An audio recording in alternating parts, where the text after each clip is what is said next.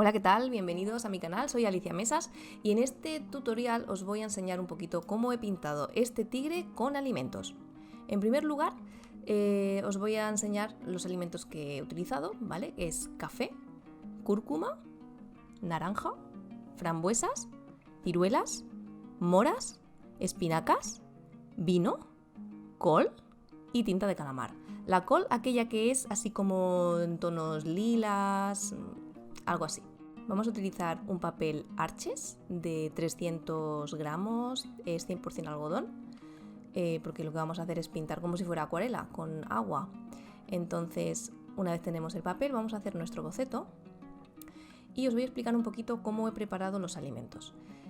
Por ejemplo, he cogido las moras, en este caso, espinacas, todos estos alimentos que hay que chafar. Bueno, lo primero que he hecho ha sido hervirlos con muy poquita agua. Los hierves unos minutos, los sacas, esperas que se enfríen y entonces los trituras. Todo eso que ha quedado, ese triturado, es lo que vamos a utilizar para nuestro pigmento. Pero es muy importante que todos los alimentos sean hervidos. Por ejemplo, la cúrcuma no hace falta porque es un alimento que lo encuentras en polvo, ¿no? El café tampoco, no es necesario. Todos estos alimentos o especias que los encontramos en botes y ya preparados no es necesario, pero los alimentos frescos sí, muy importante.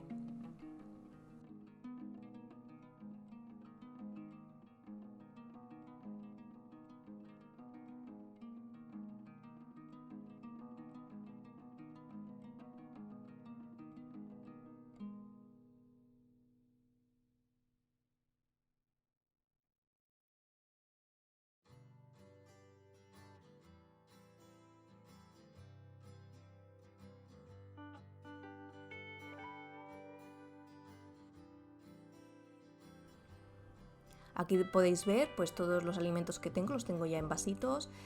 Con una cuchara es muy importante que vayáis removiendo para que todo el solaje que se ha podido quedar de, pues, por ejemplo, la naranja, pues se pueda remover y no quede todo en el fondo. Antes de cambiar de alimento, cambiar de bote, lo que vamos a hacer es limpiar nuestro pincel para no contaminar de color, de uno a otro. Así lo vamos a hacer con todos.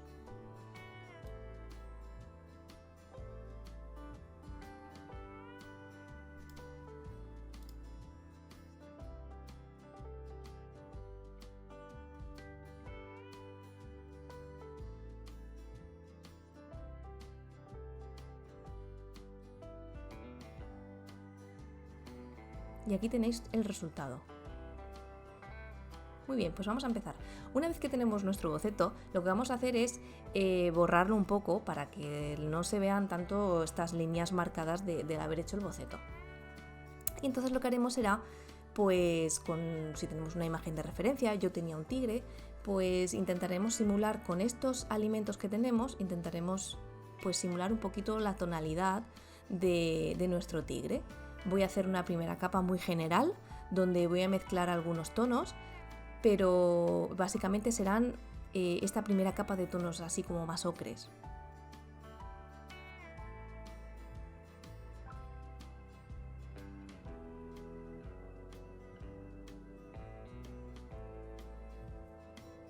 Tenemos que tener en cuenta que hay algunos alimentos que al secarse cambian de color.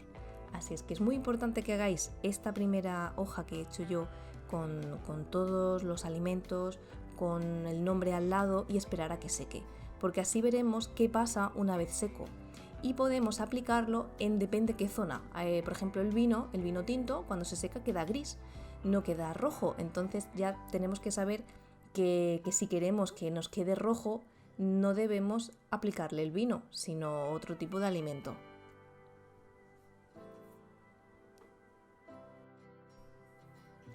Cuando te pones a pensar qué tonalidades encontramos de forma natural en nuestro entorno, tenemos la gran duda, que es el azul. El azul lo he conseguido con la col. He ido buscando muchos tipos de alimentos que me puedan dar esta tonalidad, pero el único que me da esta tonalidad azulada es la col. Podéis seguir probando, investigando otros tipos de alimentos, en el que pueda darte pues estos tonos.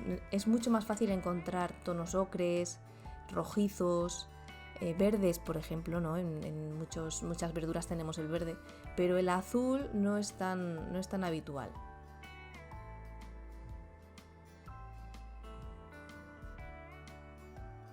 La tinta de calamar nos va a dar este tono más oscuro, más negro que necesitamos, que también es difícil de encontrar en nuestro entorno, unos tonos negros, pero la tinta de calamar nos lo brinda especialmente.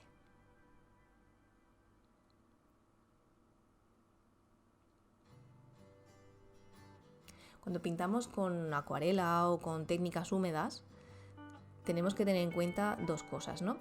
Podemos pintar en húmedo sobre húmedo, que es aplicamos una capa con bastante agua, con un tipo de pigmento, y podemos añadirle otros pigmentos, otros colores a esta agua, a esta primera capa que acabamos de hacer. ¿Y qué pasa? Que se mezclan, porque en húmedo sobre húmedo lo que hace es que el segundo pigmento se mezcla con el primero y te da una gama tonal súper bonita.